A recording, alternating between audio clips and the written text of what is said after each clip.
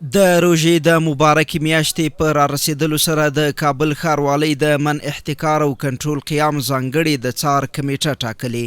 ترڅو د کابل ښار په بازارونو کې د خوراکي توکو بیې ثابتې وساتي او ترڅنګ یې د احتکار او نرخونو د لوړوالي مخنیوی وکړي.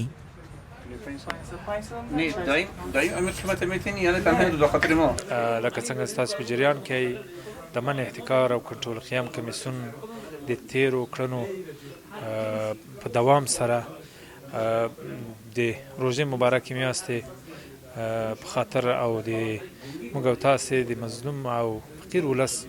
د خدمت په خاطر موږ نن راوتلي یو ترڅو وګورو چې هغه نرخنامه چې د من احتکار او کنټرول قیام کمیسیون لخوا نشریږي هغه د ساحه کې د تطبیق په اړه باندې موږ ارزیابي وکړو. د روژې په میاشت کې د یو شمېر هټیوالو له لوري د توکو بیې لوړیږي خو مسؤلین وایي چې دې برخې ته یې خاصه پاملرنه کړې ده او اجازه نه ورکوي چې هټیوال د ټاکل شویو نرخونو څخه په لوړ قیمت توکي وپلوري. موږ هیوادوالو ته په دغه برخه کې ډاډ ورکوو چې د کابل ښاروالۍ مسؤلین او کارمندان به په 22 ناحیو د کابل کې د نرخنامې د تطبیق په اړه جدي برخورد کوي او په اصنافو باندې دغه نرخنامه د تطبیق وړ ده.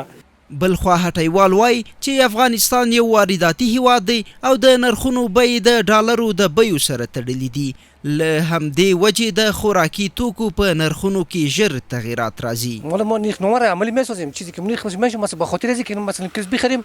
صبح بعد نرخ پاس بالا میره یعنی مزید مشکل قدیمه یعنی مثلا ما روغن میخریم 530 روپیه یعنی صبح دلار بالا میره 540 550 میشه خود مجبور از بالا جایی خو هم خلک بیا زیاتوي چې د ډالرو بیې د امارت اسلامي له لوري کنټرول شوي مګر د روژې په میاشت کې د توکو بیې د نورو هیوادونو په پرتله لوړیږي. خدای وس دولت خو امارت خو کنټرول کړي ډالر پر هغه نرخ دی ډېر لږ په ډالر باندې تغییرات راغلي د قیمت باندې ډېر لږ خو مواد په دې روژې په میاشت کې په ټوله نړۍ کې په اسلامي هیوادو کې خصوصا دا بیه ټیټیږي د خلکو سره یو کومک او همکاري او مرسته کیږي او متاسفانه په افغانستان کې هر کال دغه قیمتونه جګ دي. مسؤلین زیاتوي هغه هټیوال چې نرخنامې نه مراعاتوي او توکي قیمته پلوري ورسره قانوني چلن کیږي او هټۍ یې مهرلاک کیږي. کوم کسان چې د نرخنامې د تطبیق نه تخلف کوي یا هغه دکانداران چې هغوی نرخنامه نه مراعات کوي نو هغو سره جدي برخورد کیږي او دغه ته موږ د مهرلاک پروسه لرو چې د دوی دکانونه به مهرلاک کیږي.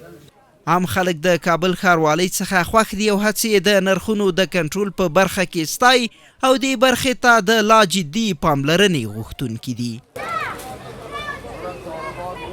موږ د ښاروالۍ نه راضي یاستو کور یې آباد خیر دې اوسي دغه همیشه راځي نرخونه کنټرولوي د قصابي نه د دکاندارانو نه هر یو نه پوښتنه کوي بېلابېل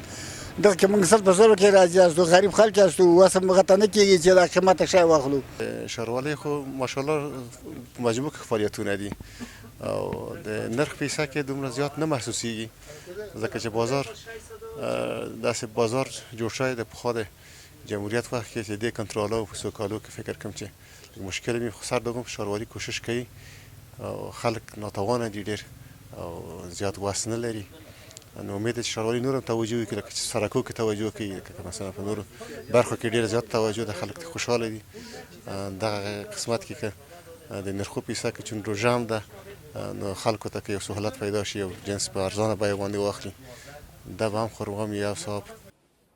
همدا ډول له تجارانو او هټیوالو څخه هیله کیږي ترڅو د روژې مبارکې میاشتې او د هیوادوالو خراب اقتصادي وضعیت ته په کتو یې لاستیوی وکړي نه دا چې توکي په لوړ قیمت پرې وپلوري. ضیاءالله هیلمن، پولیس راډیو، کابل.